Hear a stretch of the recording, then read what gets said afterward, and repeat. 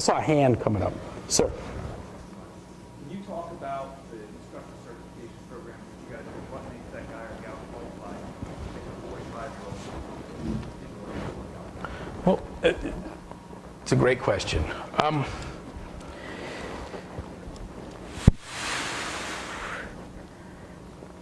What makes them qualified? That they will produce there's a tremendous propensity, likelihood that they're going to produce a good result, that it will happen quickly, and they'll do it without getting people hurt.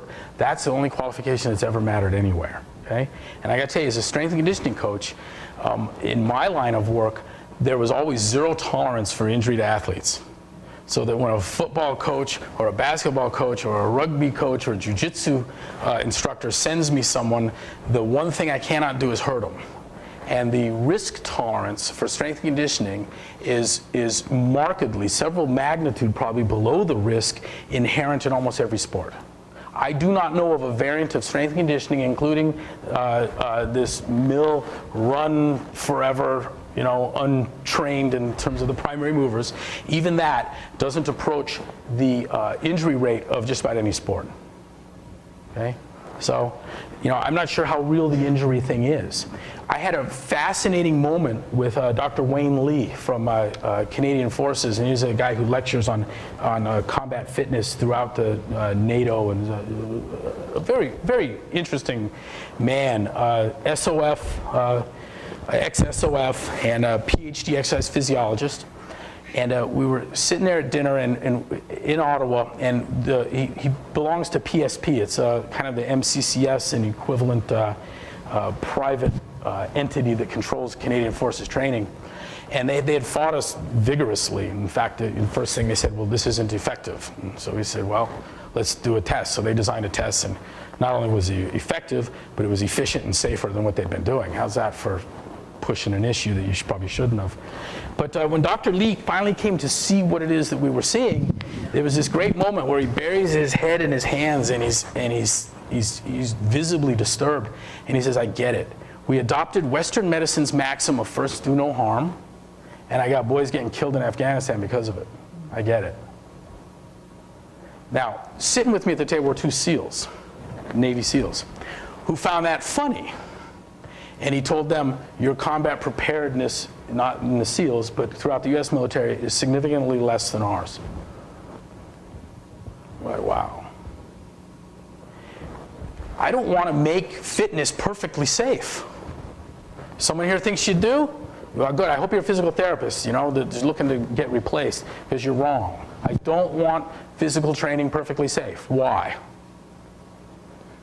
Because it necessitates that it be perfectly ineffective.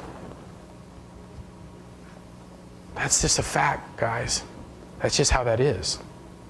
And so we'd have a situation that is somewhat analogous to John Boyd's observation that if you wanted less guys killed in dogfights, that we need to get more guys killed in training. Now, I'm not saying we need to get anyone killed in training. And in fact, what I'm telling you is that we have a PT here that is dramatically safer than business as usual than what y'all been doing. But I also don't want to give you the impression that safety is the paramount goal. It is not.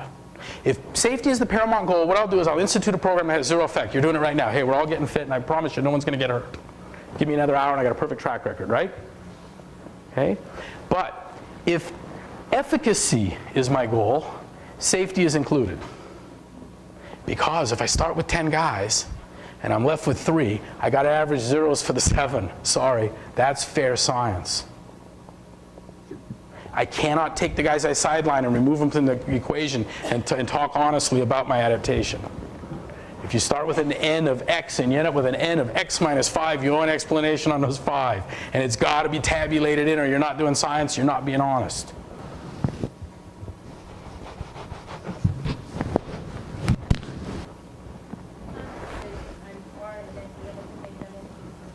Yeah, no, we found no need for that. Yeah. And in fact, I know of no better assessment for me and staff than a first workout. And there wouldn't be any amount of Park Q or, you know, in fact, we've got a pretty good track record of diagnosing significant illness that was undetected by medical screening. You know, about every 5 years, I get a guy on a rower that offers up that, man, at 150 watts, it feels like sitting on my chest. At 148, I'm fine.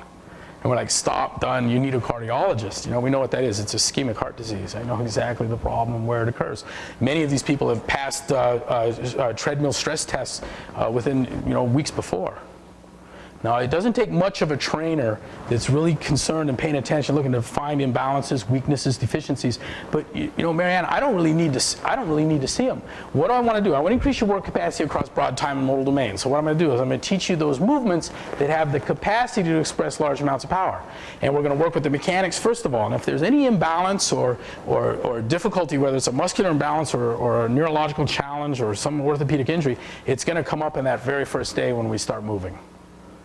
And suppose I discover, wow, significant imbalance, and let's just say one of these classic examples of hamstring to quad strength. So what would my solution be? Functional movements. Again, I want you to learn to squat. When I squat, by the way, glute, hamstring, quad, they're all being used in this symphony of contraction that we'll never get back to in isolation movements. There's no amount of leg extension, for those of you that spend too much time bodybuilding, there's no amount of leg extension, leg curl, abduction, adduction, calf raise that turns into a big squat. No amount. Doesn't happen. Doesn't work that way. The most simple of human movements, like walking, standing, throwing, jumping, are so complex that they're largely poorly understood in terms of biomechanics analysis. And you go to somewhere like Emory University's gait analysis laboratory and look at what their computer has determined as the mechanics of someone walking, and you'd never, ever mistake that for a real person.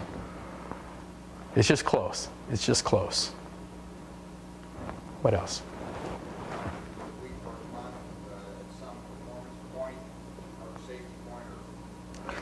Paul, the overwhelming majority of soldiers that have found CrossFit have found so from FOBs with no instruction, and just kind of were winging it on their own, and they're seeing the same results that the rest of us are. Now, in the best of all possible worlds, we'd love to get out there and do a cert for you and teach these mechanics. And by the way, where our certs work, the first one's kind of a gimme. You show up and keep your body temp, leave breathing, and you're certed. The second one, we're running about a third to a half pass is all. And so the first one, we just want to, hey, you've been introduced. The second one, and what's interesting is that the requirements for the second cert are identical to the first, not passing requirements, but performance requirements. It's the same material. There is no additional curriculum. But now all of a sudden, it's all those things that you heard in 2 days of lecture, now you're held accountable for in terms of being able to, it's visual perspicuity, being able to recognize the fault in someone else's movement. And only about a third to a half of those are passing. So that's really where the rigor is in terms of our certification, is in that second course. So the folks who just find this online and have at it, are they getting 100% of their? Sir, they're not, and I'll tell you why. Because very likely they're in a garage or a corner of some gym somewhere and working out in isolation. And what we found is that the camaraderie, competition, and sporting nature of the workouts, which is no small aspect of what we're doing, drives performance to levels that we hadn't seen before. And that treating human output, treating the work capacity in the way we are, what we found is that the numbers elicited in this sporting environment, we call it the sport of fitness, in a competitive, adrenaline-filled environment, approaches numbers that we haven't seen before in the science. And so, yeah, can you get a great adaptation working out in your garage by yourself off the net? Absolutely. Will you find yourself in the best shape of your life? Very likely. Will you do so safely? Sure. Will you be able to keep up with the guys that are 10 to 15 of them working out at a time together? No, you're not. No, you're not. I always liked it as a bike rider. I always run across someone, yeah, I ride all the time. Really, who do you ride with? Oh, I ride by myself. I'm like, oh. Let me guess. You're always first one up the hill. I'm like, yeah, you suck.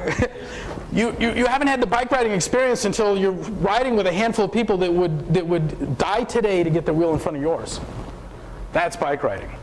And it turns out that there's something very true about PT too. And by the way, there is no segment, no section of the cohort that will find greater improvements than those traditional stragglers within a group. You got a bunch of guys that are used to coming in on the low end in PT. I'm always last rocket, We have ways of really changing the dynamics of that to light a fire into those stragglers like they've never had lit before. Let me just tell you one easy thing to do that's really fun. Send a group of guys and gals out on a Monday run, send them out. And as they come in, collect their times. Now, look at the differential on which they came in, and a week later, start them in a reverse order. And start the last guy first, and the guy who goes second now is the one that was second to last by the same margins by which he came in second. You with me? Now, what that means is that on the finish line, what is the ranking in which they cross the line? It's most improved from last week. And a traditional straggler has never had the experience of running with everyone chasing them. And they get some adrenaline going, you're like seeing these guys, like, holy cow, he doesn't even look like the same guy. It's something to always be last and never have someone put a big fat number to it to just how last you were, you know, to see what DFL really feels like. It's psychologically powerful. That is no small aspect of our success turning this thing into sport. Sir.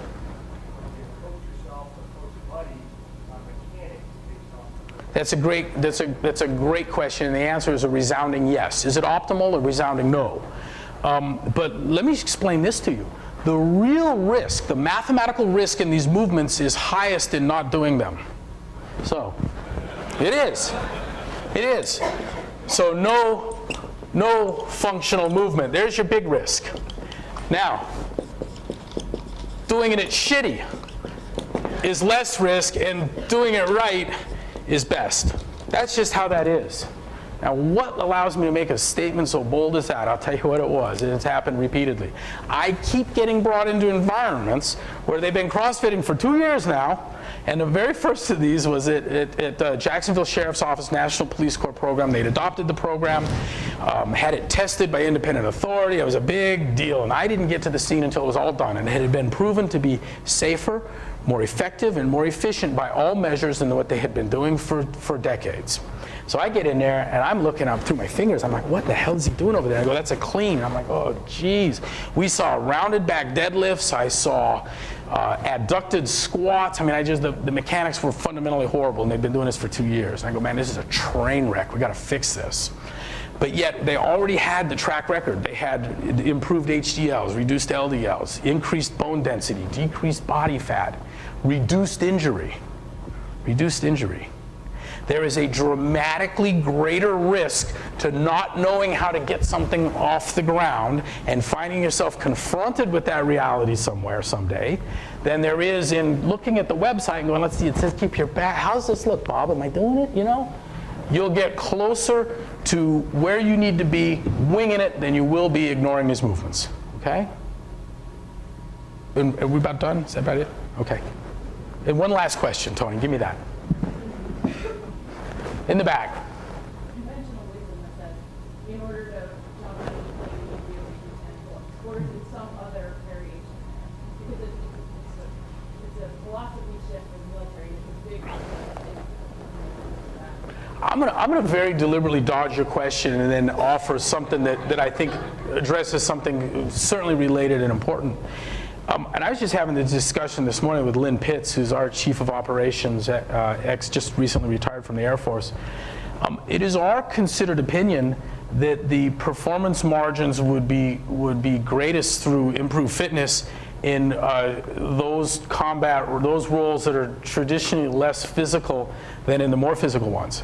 To wit, I know I can make a remarkable difference in the fitness of SEALs, Rangers, Delta Force. We know that, we've done it, and I can tell you the numbers. It's about 30-40%.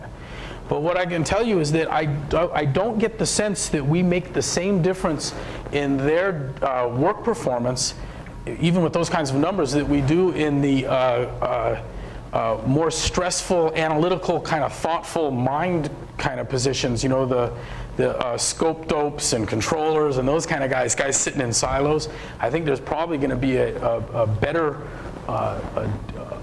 a more natural demand and a better opportunity for improving their performance than there is on these guys that are, you know, I got a guy who's kicking down doors as a Ranger or Delta, and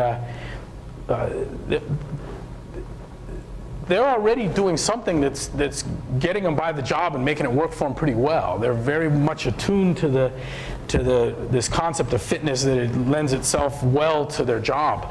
I don't get that same sense out of controllers and guys watching scopes and guys sitting in silos. I think there's probably a better opportunity to make the difference there than elsewhere. Am I right in that it kind of addressed what you're talking about? Absolutely. Well, you're right in that respect. I just want to understand that the process philosophy is basically saying that it's not a singular movement that equates the performance in the job task. Just like you're talking about. Correct. Correct. So if I'm saying that the be all end all to have someone to do a vertical insertion or climbing a given ladder is 10 pull-ups, there's a lot more else that goes into that. Yes, yeah, and you're correct. It can't be that soldiering is the only human endeavor where exercise doesn't play a critical role. There haven't been any major international grandmasters in chess that weren't also pretty good athletes. Chess isn't, it just doesn't work. Whether you're talking Spassky, Fischer, whoever, these guys were active, very capable individuals. It was a physical requirement for the job. Do you see it playing chess? No. But it's necessary just to deal physiologically with the stress. And I don't think there's any MOS that would be exempt from this. You get into the morale, camaraderie. How about reduce healthcare costs? And then, Tony, I'm done. Yeah, thank you. Hope to see you again. First of all, I shouldn't say this, but I think, Greg, you look very handsome in a tie, so I think you ought to wear it more frequently. I will, thank you. But really, I just want to take this opportunity to thank you, one, for volunteering your time to be here, but also for making a difference and to taking the time and the effort to try to raise money to make sure that all of our sailors, soldiers, airmen, and Marines are fit. So intrinsically, this token, my coin is worth very little, but I want you to know it's given with my profound respect and appreciation for an individual who is truly making a difference in this world. Thank you so much. Thank you. I hope we Thank you. discuss again. Thank you. Thank you.